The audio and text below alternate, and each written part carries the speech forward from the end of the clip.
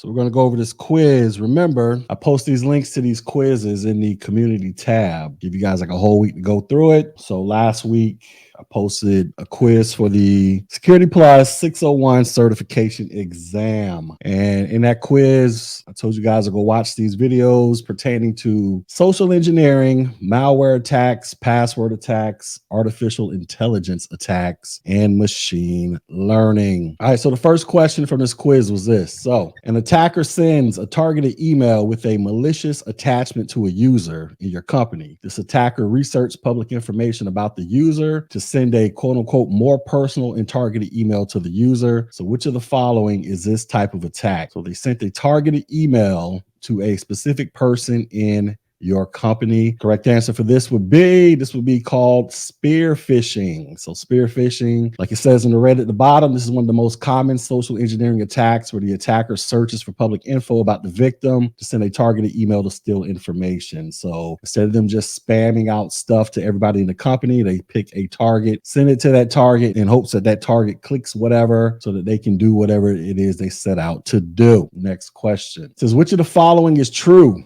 about social engineering motivation techniques? So which of these is true? Would it be A, social proof can be used to create a feeling of urgency in a decision-making context? It is possible to use specific language in the interaction to present a sense of urgency and manipulate the victim. Would it be scarcity can be used to create a feeling of urgency in a decision-making context? It is possible to use specific language in an interaction to present a sense of urgency and manipulate the victim. Would it be C, scarcity cannot be used to create a feeling of urgency in a decision-making context? It is possible to use specific language in an interaction to present a sense of urgency and manipulate the victim. Or D, social proof cannot be used in an interrogation because it is illegal. It is not legal to use specific language in an interaction to present a sense of urgency and manipulate your victim. So understand when you guys take these tests, you're going to have questions that have a lot of words in the answers. So it says, which of the following is true about social engineering motivation techniques? Galen says A. The correct answer would be B. So scarcity can be used to create a feeling of urgency in the decision-making context. It is possible to use specific language in an interaction to present a sense of urgency and manipulate the victim. So basically what that is saying is somebody comes in to your building or they send an email saying, hey, you need to do this right now. If you don't do this, this is going to happen. And if a person doesn't know any better, it's like a receptionist or somebody, they might start freaking out like, oh my goodness, I got to go ahead and do this. I don't want to lose my job. And next thing you know, they're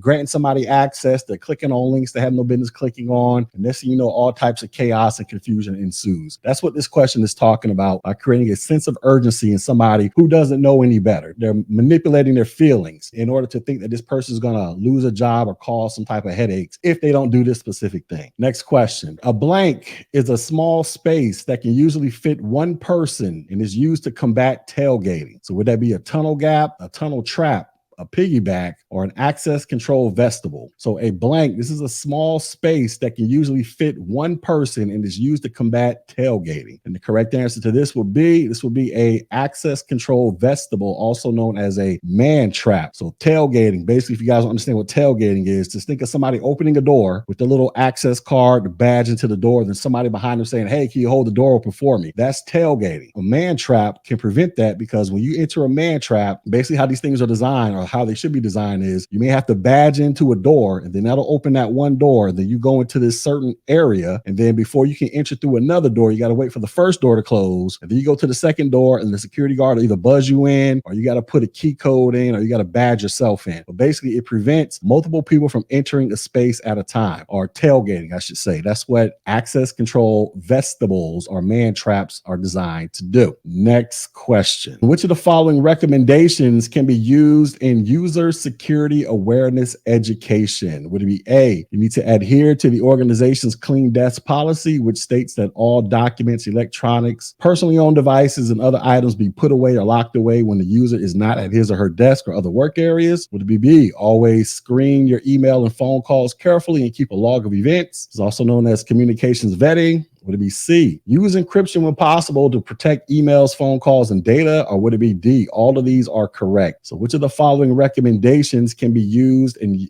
user security awareness training? So in case you guys don't know what user security awareness training is, this is basically when the IT people at your company come down and school you on what you should and shouldn't be doing on the company network or on the company's devices. And the correct answer to this question would be A, all of these fall up under user security awareness education. When you leave your desk, hit Windows L key to quickly lock your screen. Don't have your passwords written on sticky notes. Anything that you don't want somebody seeing, cover it up, whatever the case may be. Use encryption if possible and screen phone calls, and just don't be going all out there all willy-nilly just doing whatever. All right, next question. Which of the following refers to the act of incorporating malicious ads on trusted websites, which results in users' browsers being inadvertently redirected to sites hosting malware? Would this be malvertising, farming, active ad exploitation, or whaling? So which of these refers to the act of incorporating malicious ads on trusted websites? So basically a malicious ad is an ad created by a bad actor, but it's popping up on a trusted website that you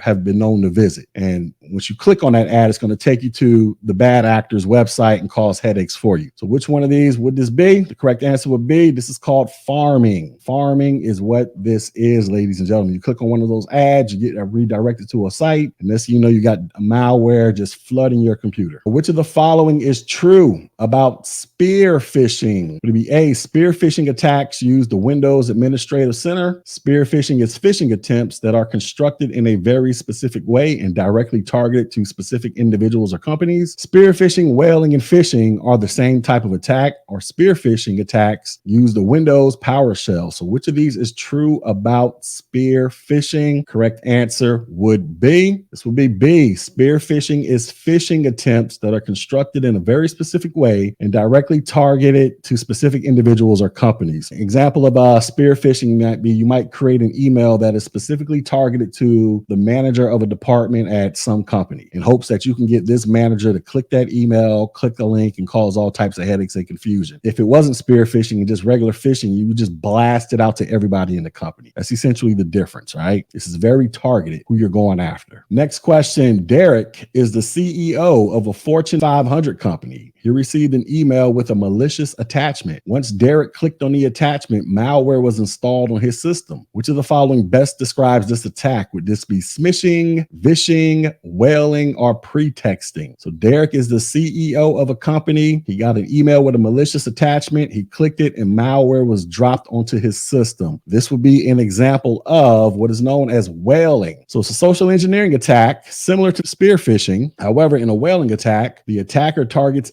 executives and key personnel of an organization, aka the big fish. So very similar to spear phishing, except you're going after the top dogs of the organization. What type of attack occurs when an attacker captures credit card information or information from other similar cards, such as gift cards, loyalty cards, identification cards, etc.? So would this be skimming, shimming, SIM cloning, or none of the above? So what type of attack occurs when an attacker captures credit card information or other information from similar cards? Correct answer would be, this would be known as skimming. You find this all the time. Well, I'm not going to say all the time, but you can find this heavily employed at ATM machines and gas stations. So when you guys go up to a gas pump and you put your card in there to pay for some gas, I highly encourage you to, before you put your card in there, put your hand on that thing and kind of wiggle it and shake it to see if it moves. If that thing moves or comes off, do not put your credit card into there, because there is probably a skimming machine on there that's going to skim. Basically what that means, for those of you who don't understand, is going to scan a copy of your credit card information. A copy is going to go to the gas pump, so you can get your gas, but a copy is going to go to somebody else who's then going to run up a tab on your credit card later on. Before you put your stuff into that ATM and that gas, just always put your hand on it and try to move it. If it doesn't move, you're good to go. If it does move, I wouldn't use that pump.